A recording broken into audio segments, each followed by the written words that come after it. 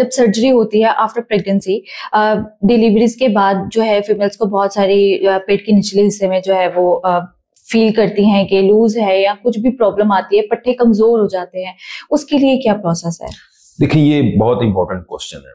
ये ना सिर्फ बूढ़ी खवातीन में जी, बल्कि यंग खवातीन में भी ये आजकल बहुत पेल्विक फ्लोर वीकनेस। अच्छा, पेल्विस कहते हैं आपके पेट के जो नीचे वाले हिस्से हैं, जहाँ पे आपकी जो है वो सारा रिप्रोडक्शन होती है और जहाँ पे यूरिन कंट्रोल और सारा कुछ ये कंट्रोल कर रहे होते हैं आपके पेट के निचले वाले जो हिस्सा है उसके पट्टे। ओवर यूज की वजह से, प्रेगनेंसीज की वजह से, और आजकल तो चूंकि एक्सरसाइज का रिवाज नहीं है तो उसकी वजह से भी इवन जो यंग फीमेल्स हैं उनके अंदर भी पेल्विक फ्लोर वीकनेस बहुत ज्यादा है।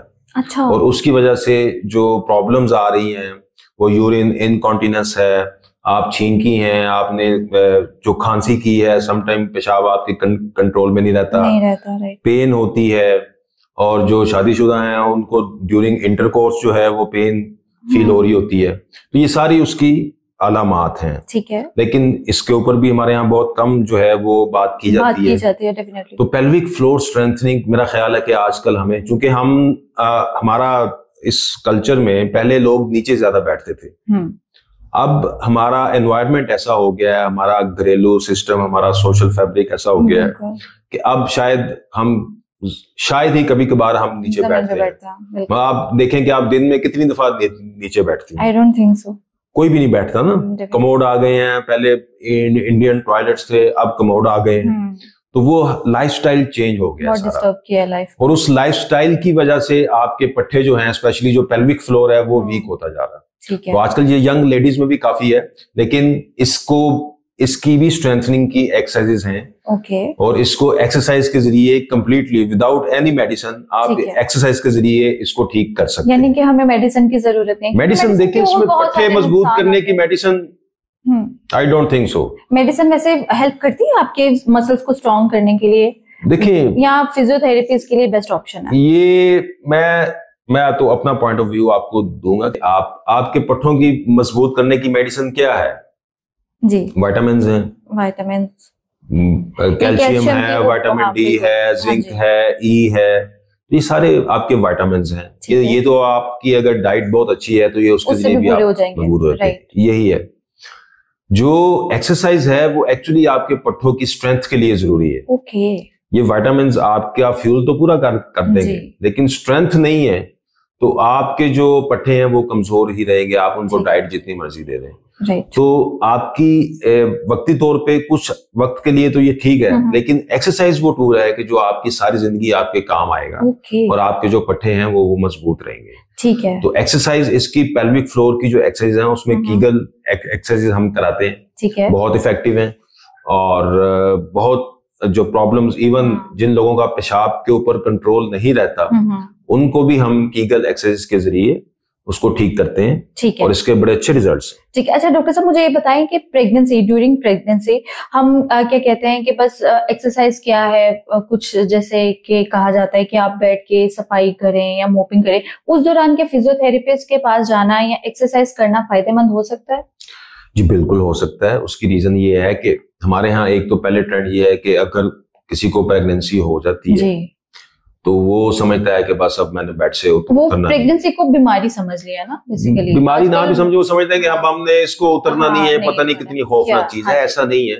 आप अगर पूरी दुनिया में देखें, इवन वो लोग तो अपनी ड्रामों के जरिए भी और मूवीज के जरिए भी आपको ये बता रहे होते हैं कि ड्यूरिंग प्रेगनेंसी भी एक्सरसाइजेज होती है। ड्यूरिंग प्रेगनेंसी भी आप अपना जिम प्लान आप कर सकते हैं। ठीक है। फर्स्ट 6 और 8 वीक्स जरा टफ होते हैं, उसके बाद तो आप हर चीज कर सकते हैं। और वो और वो तो अपना हर जो है 9th मंथ तक वो एक्सरसाइज कर रही होती हैं, बकायदा जिम जा रहे होते हैं लोग। आपने अक्सर मूवीज या यूट्यूब पे देखे तो वो विद ह्यूज बेली वो एक्सरसाइज और जिम कर रहे होते हैं। तो एक्सरसाइज का कोई नुकसान नहीं है किसी भी तौर पे, फायदा ज्यादा है। कुछ चीजें होंगी, अदरवाइज मेडिकल में जितने भी ऑपरेट्स हैं, जितने भी प्रॉब्लम्स हैं, एक्सरसाइज को प्रमोट करने वाले हैं। और ये फील्ड ही बनाई इसलिए गई है कि आप एक्सरसाइज के जरिए बेहतर हो। अगर आप एक्सरसाइज नहीं करेंगे तो फिर आप दवाइयों के ऊपर जाएंगे। तो दवाइयां आप कितनी भी खा लेंगे वो एक खास हद तक आपका ट्रीटमेंट होता है। ठीक है। अच्छा, जरूरी है कि कोई डॉक्टर रेकमेंड करे तो ही फिजियोथेरेपिस्ट के पास जाया जाए, या हमें अगर फील हो रहा है तो हम डायरेक्ट भी फिजियोथेरेपिस्ट से कंसल्ट कर सकते हैं? ये अब आप डायरेक्ट जा सकते हैं, ठीक है, कोई ऐसी प्रॉब्लम नहीं है। हर हॉस्पिटल में फिजियोथेरेपी डिपार्टमेंट होता है, ठीक है, ठीक है, और आप उनको जाके अप्रोच कर सकते हैं। स्पेशली पेन मैनेजमेंट में आपको कमर में दर्द है, पट्टों की दर्द है, तो फर्स्ट लाइन ट्रीटमेंट तो आपकी फिजियोथेरेपी ही है। बिल्कुल ठीक है। उसके बाद आप अगर फिजियोथेरेपी नहीं करना चाहते तो मेडिसिन है, ठीक है। मीनवाइल डॉक्टर मेडिसिन में वो पेन किलर्स आपको देते हैं।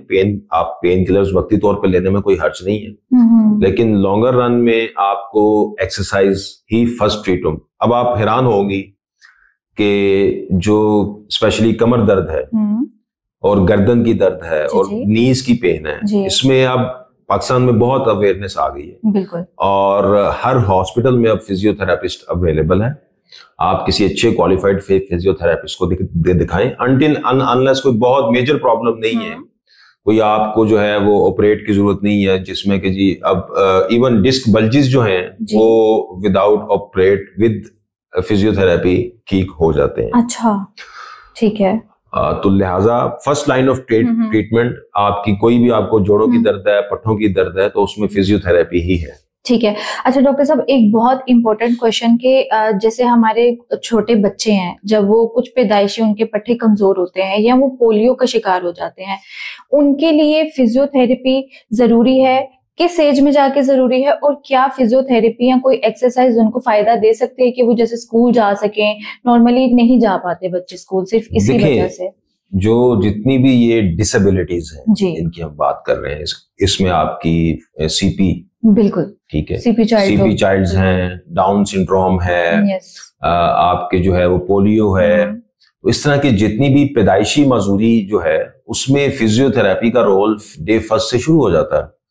और उनकी लाइफ यानी कि फॉर लाइफ लॉन्ग, सारी जिंदगी उनका जिस डिपार्टमेंट से सबसे ज्यादा वास्ता रहता है वो फिजियोथेरेपी डिपार्टमेंट है। कि उनकी लाइफस्टाइल मॉडिफिकेशन, उनको बताना कि नॉर्मल चीजें कैसे होती हैं, नॉर्मली आप कैसे चल सकते हैं, नॉर्मली आप कैसे वॉक कर सकते हैं, अगर आपकी डिसेबिलिटी है तो उसमें आप कैसे आपने चलना है, बच्चे की ग्रूमिंग, बच्चे की मूवमेंट्स, हर स्टेप के ऊपर फिजियोथेरेपी उनके साथ, फिजियोथेरेपिस्ट के साथ वो इन्वॉल्व होते हैं। हमारा चिल्ड्रन हॉस्पिटल का फिजियोथेरेपी डिपार्टमेंट बहुत अच्छा है। अच्छा। उसमें बाकायदा जो है वो आप स्टेप बाय स्टेप, और ना सिर्फ फिजियोथेरेपी बल्कि ऑक्यूपेशनल थेरेपी, के इन्होंने घर में इनका बेड कैसा होना चाहिए, इनका खाने पीने का अंदाज, इनका जी, वो हर चीज जो है वो आपको बताई जाती है। लिहाजा उनमें तो स्पेशली जो जितनी भी मजदूरियां हैं, ये फील्ड ही उनके लिए बनी थी कि उनको नॉर्मली, इससे कहते हैं क्वालिटी ऑफ लाइफ को इम्प्रूव करना, कि हम उनकी क्वालिटी ऑफ लाइफ को कैसे इम्प्रूव कर सकते हैं। उनके मसल्स के ऊपर, उनकी बॉडी के ऊपर, उनको एक्सरसाइजेस करा के, उनको डिफरेंट एक्टिविटीज में इन्वॉल्व करके, तो वो डेवलपमेंटल फिजियोथेरेपी के भी वहां पे जो सेशंस हैं वो होते हैं। क्योंकि इंसान जब बचपन में आप पैदा होते हैं और आपकी एज जूं बढ़ती है तो आप में डेवलपमेंटल चेंजेस आपके आते हैं, तो उन डेवलपमेंटल चेंजेस के साथ आपकी फिजियोथेरेपी हर स्टेप पे इन्वॉल्व है।